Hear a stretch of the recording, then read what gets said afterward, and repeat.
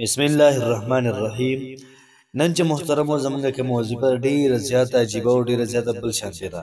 تاسو به وظایف کړي ښه ډیر بعضې کې داسې وي چې لکه یو ورځې د عمل وکړه ستا به کار وشي، بعضې کې داسې چې څلوېښت ورځې وکړه ستا به کار وشي، بعضې داسې چې تاسو 15 دن د عمل وکړه ستاسو کار به وشي، بعضې داسې چې 7 ورځې عمل وکړه او بعضې پکې داسې چې 3 ورځې عمل دی. نن چې کوم وظیفه ده محترمو هغه بالکل د ان پن د سترګو د رب برابر کار دی. بس تاسو دلته کې وظیفه وکړئ او دغه ځای کې به الله پاک ستا کار په ښه بهترین اعلی طریقې سره محترم وکړي. ته به حیرانه شې چې څنګه چې یار دومره پاورفل وظیفه دلته کې ما عمل وکړو، دغه ځای کې به قبول هم شو. یاد ساتئ محترمو، الله پاک ډېر زیات عجیبه او ناشنا ذات دی. الله پاک علیم بذات الصدور دی. بس بنده ته ګوري، د هغه زړه ته ګوري، کنکشن څونه میلاو د الله پاک سره هغې مطابق الله پاک فیصله کوي. که زموږ کنکشن الله پاک سره نه او کار ګډوډي او موږ وظیفه کوو دعا کوو او هلته کې کنکشن دا کټ شوی، نو بیا محترمو کار به ډېر زیات عجیبه وي. لکه څنګه چې یو سړی په لوډ سپیکر کې لګیا دی او بیان کوي او هلته کې ټانکه ختي او بار اواز ونه ځي او دی په دې تمه ده چې بار اواز ځي. نو څومره په دهان او توجه سره موږ دا وظیفه وکړو انشاءالله عزیز ډېره زیاته فایده به حاصله شي موږ ته. بعضې وخت یو سړی صرف تمنیل ته ګوري، محمد تصویر ته وګوري، هلته وایي چې لږ داسې ویل دي، دونه پېرې ویل دي او کینه شروع چې پوره قصه یې سته وکړي.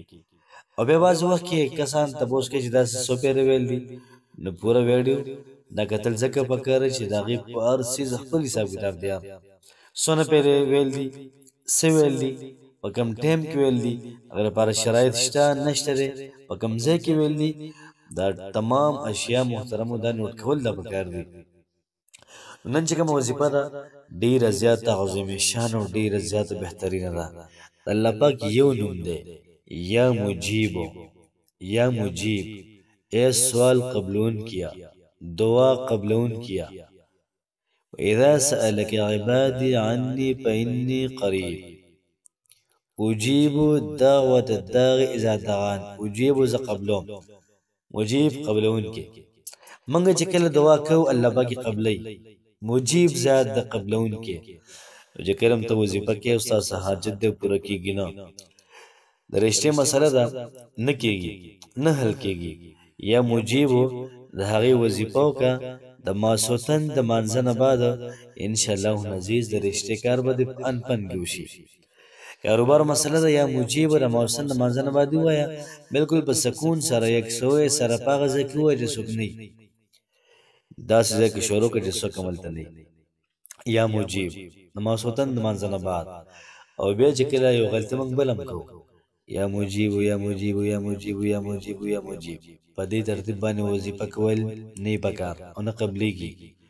یا مجیب یا مجیب یا مجیب څومره په قلاره یو خوند کې اے دعا قبلون کیا، یا مجیب یا مجیب. په دې ترتیب باندې تاسو د ماسوتن د مانځه نه بعد تاسو شروع کوئ سټارټ والی انشاءالله عزیز یو حاجت به پاتې نه شي قبول شوی نه. یا څومره مشکلات دي، څومره مسایل دي تکلیف دي، د هغوی لپاره د ماسوتن د مانځه نه بعد شروع کوئ. تاسو به چارندام وکئ، د ماسوتن لمونځ به وکئ جمع سره، د هغې نه بعد به راشئ کور ته.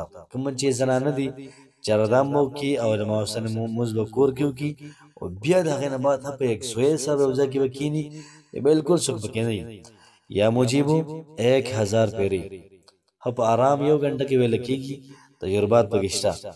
یا مجیبو یا مجیبو یا مجیبو دا شروع که انشاءالله عزیز. څه فریاد دی، څه حاجت دی، څه مشکل دی، د رزق تنګي ده، پیسې نشته دی، دولت نشته دی، ویزې مسله ده، نکاح مسله ده، د رشتې مسله ده، د نوکرۍ مسله ده، پیپرو کې پاس کېدل غواړي، یا مجیب 1000 پېرې د ژوند حصه سره سازه کوي.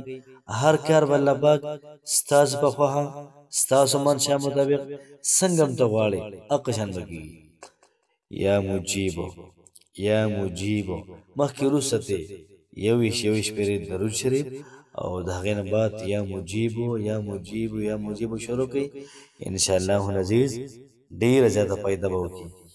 چې کله تاسو 1000 پیرې دغه یا مجیبو برابر کړو نو بیا به د هغې نه بعد تاسو دعا وکړئ.